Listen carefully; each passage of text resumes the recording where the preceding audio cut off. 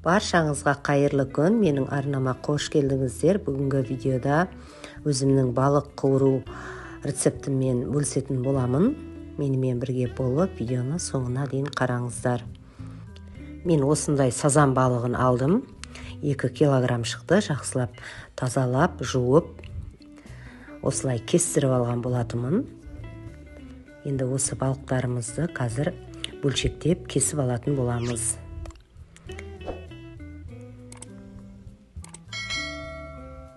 Кішкене жұқалап осылай кесіп аламыз.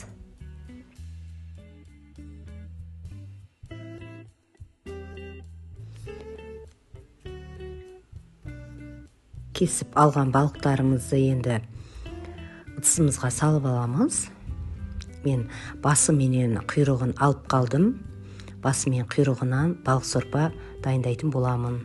Балық сорпаның рецептісі қажет болса, менің осы каналымда бар. Астына, осы видеоның астына ссылкасын қалдыратын боламын. Өтіп қарасаңыздар болады. Осы енді ыдысымыздағы балықтарымыздың үстіне су құятын боламыз. Суымыз балығымыздан кішкене көтеріліп тұруы қажет. Және де үстіне молынан тұз саламыз. Тұзын молырақ салу қажет. Осы суда, тұзды суда тұрған балықтар өте керемет, сочный, дәмді болып шығады. Балықтарымыз тұзды өзінің бойына қажетінше ғана сіңіретін болады. Осы суда енді 40 минутқа қалдырамыз. Табамызды отымызға қойып, майымызды құйып, қыздырып аламыз.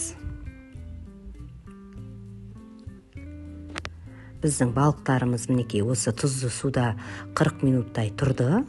Жарты сағат 40 минуттай тұру қажет. Енді осылай ыдысымызға балықтарымызды судан шығарып аламыз.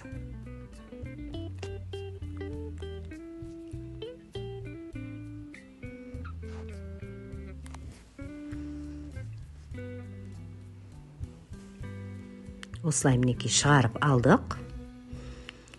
Балықтарымызды қызып тұрған майымызда екі жағы қызарғанша қуырып аламыз. Біздің майымыздың асты отымыз орта тұру қажет. Орта отта осылай екі жағы қызарғанша қуырып аламыз.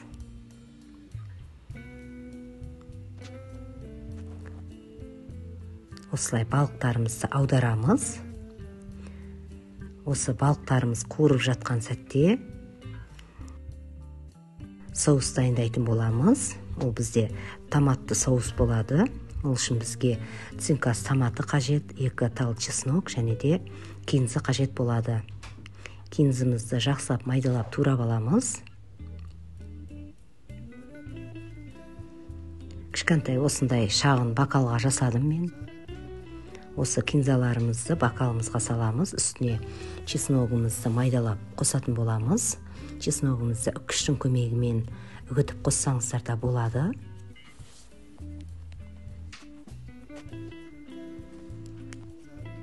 Өте майда қылып майдалап, ұсақтап, осы кинзаның үстіне қосатын боламыз. Цинкас томатынан 2 ас қасық қостым, және де үстіне толтырып, су құятын боламыз. Жақсылап араластырамыз, тұз салуды ұмытпаймыз. Жақсылап араластырып, 1 жарты сағатқа соусымызды қалдырамыз. Соусымыздың дәмі өте керемет болып шығады. Осы балықтарымызбен жақсы үйлеседі. Біздің мінекей балықтарымыздың екі жағы да қызарып пісті. Балықтарымызды шығарып аламыз. Енді екінші тәсілін көрсететін боламын. Осы балықтарымызды ұнымызға аунатып, екі жағын ұнымызға аунатып, артық ұндарын қағып, осы қызып тұрған майымызды салып, қуырып алатын боламыз. Осылай қуырсаңыздар да болады.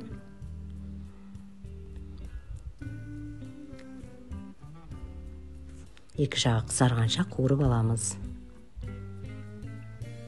Осы тәсілмен де жасап көруге кеңес етемін. Өте керемет дәмді шығады. Мінекей бір жағы қызарды, екінші жағына аударамыз. Екі жағында қызартып, қуырып аламыз.